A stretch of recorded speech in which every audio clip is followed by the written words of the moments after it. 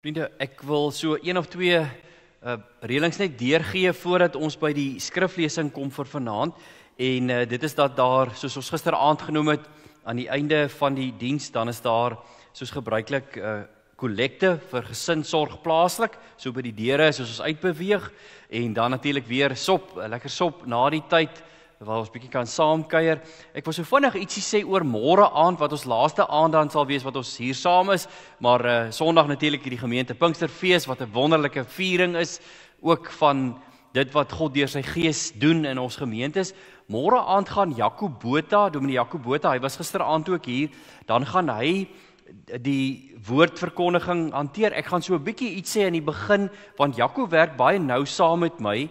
Ons is betrokke by die Afrika Ekumene taakspan van die Synode en hy was self vir 'n hele paar jaar 'n dominee gewees in 'n gemeente. Nou die laaste ruk is hy 'n dosent by Huguenot College en hy's veral betrokke by gemeentes rondom prosesse van lidmaat bemagtiging en hy gee vanaand klas, hy gee aanlyn klas op maandag en woensdae vir van die studente van Huguenot College en maar hy het baie interessante verhale rondom sy eie roeping, rondom disippelskap op 'n praktiese wyse en ek het dit goed gedink toe ek met Bernard en Nico in die begin praat het oor Pinkster, om te sê, maar kom ons betrek hom om so die laaste aan net die dinge ook saam te vat, bietjie 'n brug te slaan na wat sê ons volgende ook as gemeente rondom dit wat ons hoor by die Gees. Vanaand lees ons dan saam uit Handelinge hoofstuk 20 en ons, soos julle nou weet, is nou die afgelope paar aande op reis deur die boek Handelinge onder die oorkoepelende tema wanneer die Gees jou stuur, 'n pad van ontmoeting, onderskeiding en gestuur wees. En vanaand val die fokus op 'n baie besondere moment in hierdie reis deur Handelinge. En dit gaan oor wanneer die Gees jou lei op 'n pad van trane en waarheid en trou. Ons gaan net so 'n paar verse saam lees, anders as die vorige twee aande waar ons lang teksgedeeltes gelees het. Kom ons lees vanaf vers 17 van hoofstuk 20. Uit Milete het Paulus 'n boodskap na Efese gestuur en die ouderlinge van die gemeente ontbied. Toe hulle by hom aankom, het hy vir hulle gesê: "Julle weet dat ek vanaf die eerste dag toe ek in Asië aangekom het, die hele tyd by julle was en hoe ek die Here gedien het en in alle nederigheid en met trane en deur die beproewinge wat oor my gekom het as gevolg van die sameswerings van die Jode.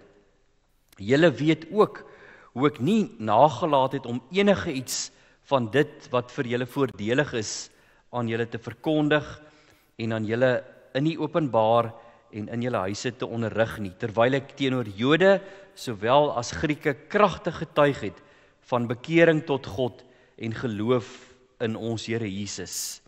En kyk, nou gaan ek gebind deur die Gees na Jerusalem, sonder om te weet wat daar met my gaan gebeur, behalwe dat die Heilige Gees my van stad tot stad behalwe dat die Heilige Gees van stad tot stad aan my bevestig, dat gevangenskap en swaar kry op my wag. Maar ek heg geen waarde aan my eie lewe nie, solank ek my lewenstaak en die bedieningsopdrag wat ek van die Here Jesus ontvang het kan voltooi, om kragtig te getuig van die evangelie van die genade van God." Ons lees net tot sover vanaand. Hier in hierdie teksgedeelte is daar iets wat dadelik vir my uitstaan en dis nou hier in vers 22 waar Paulus sê: "En nou gaan ek gebind deur die Gees." Die 1983 Afrikaanse vertaling praat van gedring deur die Gees. Die Griekse term is dedeminos to pneumati. Dit beteken eintlik dat hy op 'n manier vasgehou word, dat hy omvou word deur die Gees. Hy seker, dis nie sy eie gedagtes nie. Die Gees het hom oortuig, hierdie is die pad, hierdie is die koers wat hy moet inslaan. Maar nou sien ons ook dat Paulus weet, dit is die pad wat hy moet loop, maar hy weet nie wat gaan gebeur nie. So hy weet die Gees hou hom vas, die Gees oortuig hom, ek moet nou in hierdie rigting gaan, maar ek weet nie wat daar gaan gebeur nie.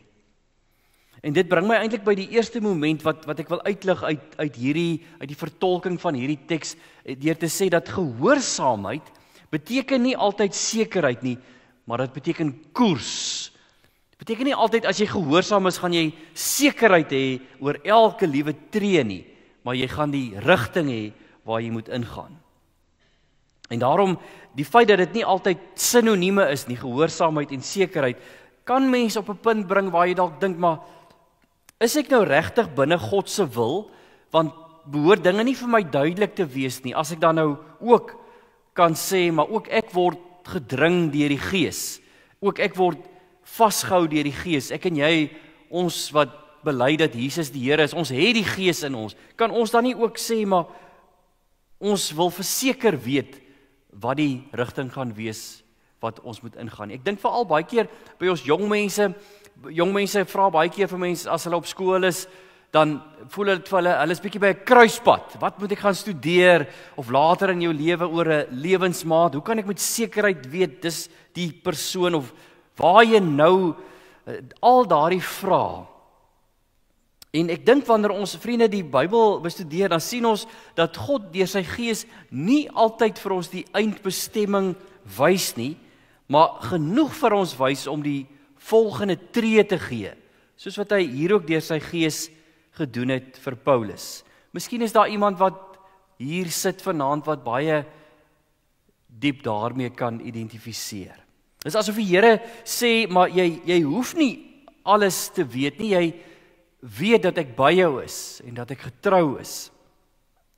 En dan wanneer 'n mens kyk na hierdie hele teks, ook as mens so aan die einde van die hoofstuk lees, aan die einde van hoofstuk 20, dan sien ons dat daar letterlik trane was. Hulle was baie hartseer, die mense, toe hulle van hom afskeid geneem het van Paulus, omdat hy gesê het, kyk, julle gaan my nou nie weer sien nie. Julle weet, ek maak nou klaar hier. En dit bring my by die tweede moment eintlik uit hierdie teks, en dit is dat trane en swaar kry nie beteken juis van koers af nie. Dit kan eintlik juis wys dat jy op die regte pad is. Paulus sê, ek het die Here gedien in alle nederigheid en met trane, deur al daardie beproewinge. Dis miskien vir ons ook 'n vreemde gedagte, nê? Dat die Gees sê vir Paulus, al wat ek weet, is dat die Gees bevestig dat daar swaar kry op my wag. En al die stede waar ek kom, dis wat daar op my wag. En dis presies, dink ek, vriende, waarmee ons ook bietjie sukkel. Ons hou nie daarvan om dit te hoor en te dink, maar as iets nou moeilik is dit dan nou regtig van God? As dit my seer maak, is dit dan nie verkeerd nie? As ek seer kry in hierdie vriendskap, in hierdie verhouding met iemand. By Paulus leer ons, dis nie noodwendig 'n teken dat ons ongehoorsaam is nie. Dink net aan Jesus Christus self, wat gehoorsaam was aan die Vader tot die dood aan die kruis. Nie omdat hy verkeerd was nie, glad nie, maar omdat hy gehoorsaam was aan die Vader. En dalk, vriende, dalk is daar vanaand iemand wat so voel, dat jy voel, jy gee jou alles, maar dit bly maar moeilik. Jy probeer doen wat reg is, maar dit voel of jy teen die stroom swem. Jy hou vas aan die Here, maar jy word dalk wakker in die nag en dan rol die trane. En dan vra ek, Here, het ek koers verloor? Is U by my? Die Here ken ons trane. Die Here los ons nie wanneer ons huil en hartseer is nie. En dit bring my by die derde moment in die vertolking van hierdie teks, vriende, en dit is dat ek wil sê dat 'n lewe van gehoorsaamheid beteken getrouheid aan God se roeping tot die einde. Dis die een ding wat ons leer, wat vir ons uitstaan by Paulus. Hy sê, ek heg geen waarde aan my eie lewe nie, solank ek my lewenstaak en die bedieningsopdrag wat ek van die Here Jesus ontvang het kan voltooi, en dit is om kragtig te getuig van die evangelie van die genade van God. Dis 'n ongelooflike kosbare vers. Dis eintlik 'n versie waaroor mense net so vinnig moet lees nie. Dis die hartklop van iemand wat sy roeping verstaan. Van iemand wat weet, my lewe, alhoewel die wêreld dit aan my dalk kommunikeer, dat die lewe gaan eintlik oor my eie gemak. My lewe gaan nie oor my eie gemak en gemaklike opsies nie, maar dit gaan oor getrouheid aan God. Paulus sê, dis wat van my saak maak. Ek is getrou, ek bly getrou aan wat God van my vra. En getrouheid is nie altyd glansryk nie. Ek het die afgelope week, eintlik 'n paar weke gelede, kontak gehad met Kobus van Sail, daar van Reebok gemeente, dalk is daar van julle wat hom ken, wat so in Suid-Sudan gaan werk, en dan vra ek vir hom oor die plekke waar hulle werk, en dan kom ek agter, en ek het die een plek gaan soek, dis letterlik, jy kry dit nie op Google Maps nie, daar een plekkie in Suid-Sudan. Nie glansryk nie, mense hoor nie altyd die stories nie, maar daar waar die Here hom stuur, en daar waar hy moet gaan, want die mense het 'n honger om die woord te hoor. En vriende, ek glo dit met my hele hart, dat elkeen van ons wat gered is geroep. Dis nie net predikante of sekere mense wat geroep is nie, elkeen van ons is geroep. In die skool, by jou werk, by jou huis, tussen jou vriende, en op hierdie reis, soos wat die Gees ons deur Handelinge neem, is dit asof die Here die hele tyd vir al hierdie mense wys, en aan ons ook vra, sal jy my vertrou? Sal jy my vertrou, Petrus, as jy daar na Kornelius toe gaan? Sal jy my vertrou, Barnabas en Paulus? Sal jy my vertrou, al is daar trane op jou reis, al weet jy dat daar swaar kry voor lê, Paulus? En hierin, dink ek, lê ons vreugde. Vir my is dit so mooi, ook julle as Parelberg gemeente rondom hierdie 3 woorde, geliefd, gevorm, gestuur. Ons kan dankie sê dat ons weet, die Vader het ons lief, en ons vind onsself daarin. Ons is geliefd, al is daar dinge in die lewe wat die wêreld vir ons swaar maak. Ons word gevorm, ons is, Stefan Joubert het jare gelede gesê, mens dink amper aan, jy kom baie keer by 'n pad waar hulle werk, en dan staan daar onder konstruksie, of by 'n webblad, dan sit onder konstruksie, dat hy sê, ons is onder permanente konstruksie van die Heilige Gees. Ons word gevorm, lewenslang, om meer en meer soos Christus te wees, en dan laastens ons gestuur na 'n wêreld in nood. En vriende, hierdie gestuurdheid, soos wat ek Sondagoggend ook genoem het, is iets wat vir my baie na in die hart lê, en ek glo aan vir elkeen van julle, en daarom wil ek 'n verhaal, weer 'n Afrika verhaal met julle deel, voordat ons gaan geleentheid gee vir 'n bietjie stil gebed en selfondersoek. Dit is dalk 'n verhaal wat aan julle bekend is, maar die moderne sendingbeweging het ongeveer so 150 jaar gelede begin, toe daar mense was, veral in Europa, in Engeland, Skotland, wat baie bekommerd was oor die kontinent van Afrika. Natuurlik was daar al Christene in Afrika vir 'n lang tyd, maar groot dele van Afrika het op daardie stadium nog glad nie gehoor van Jesus Christus nie. En toe was daar 'n Skotse prediker met die naam Robert Moffat, en hy het nogal in Suid-Afrika gewerk, en toe op 'n stadium het hy verder in Afrika opgegaan, en een keer toe hy weer terug in Skotland, waar hy vandaan kom, en een aand, by 'n geleentheid, by 'n aanddiens, toe sou hy bietjie vertel oor die werk in Afrika, en oor die feit dat die Here mense roep, maar dat die oes so groot is, maar die arbeiders is min, en dat daar mense moet kom, dat hy bid, dat die Gees mense sal aanraak om ja te sê vir hierdie roeping, en dat hulle sal gaan. Maar tot sy teleurstelling, en ek sal nou sê hoekom dit tot sy teleurstelling was daar daardie aand net vroue in die kerk. En op daardie stadium is vroue glad nie alleen uitgestuur as sendelinge nie. Dit het natuurlik later verander. Ons eie kantoor het heelwat vroue sendelinge uitgestuur na Malawi, Mosambiek, verskillende plekke, maar daai tyd was dit nie so nie. En so toe dink hy maar dan moet hy nou miskien maar die gebedsbyeenkoms afstel, want hier's nou niemand wat nou eintlik kan antwoord op daardie roeping en die boodskap nie.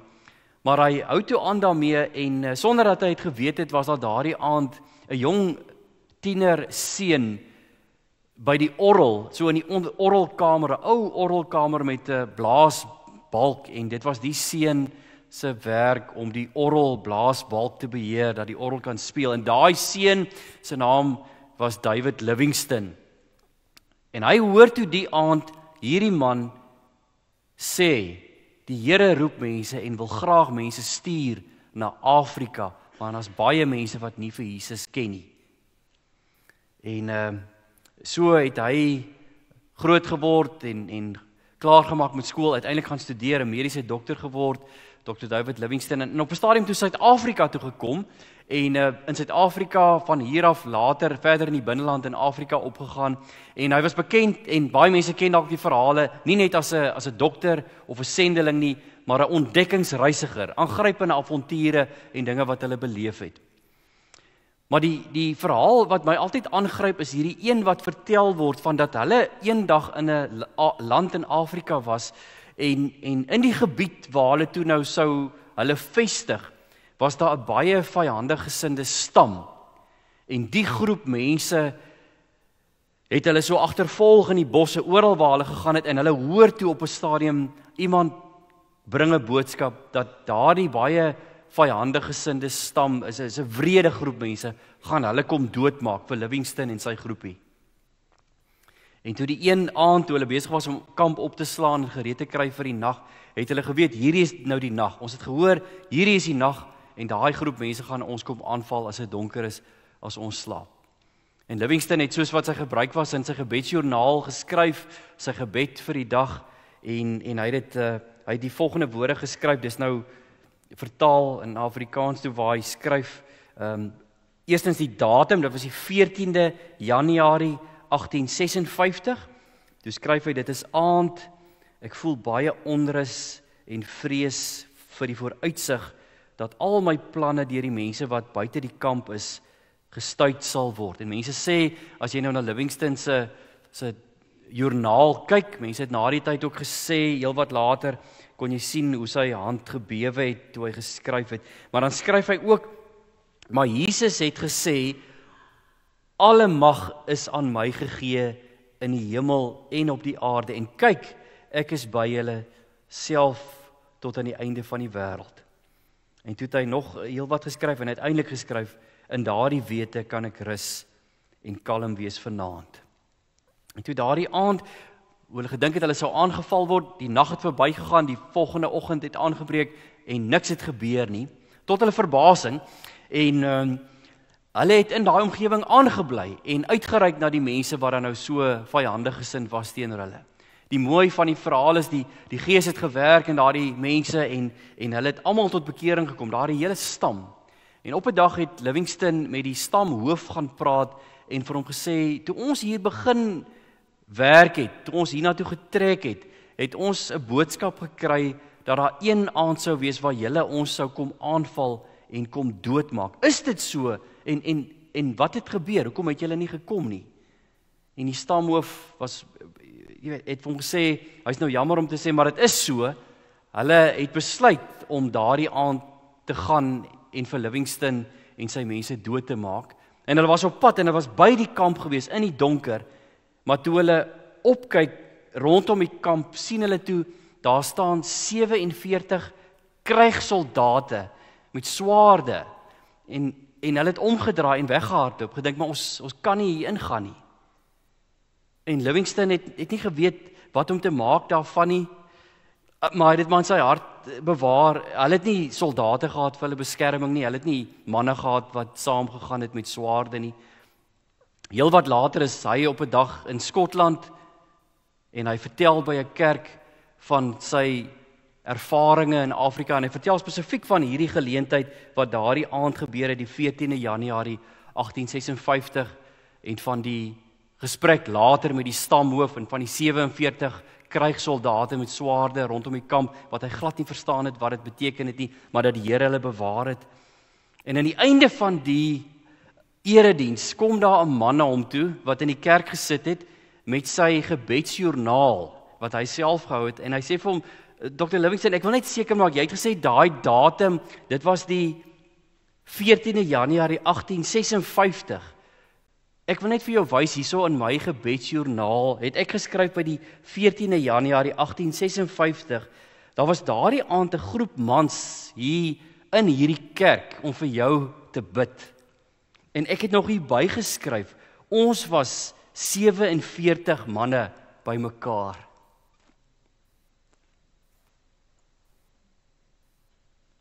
Hierdie verhaal vang my altyd.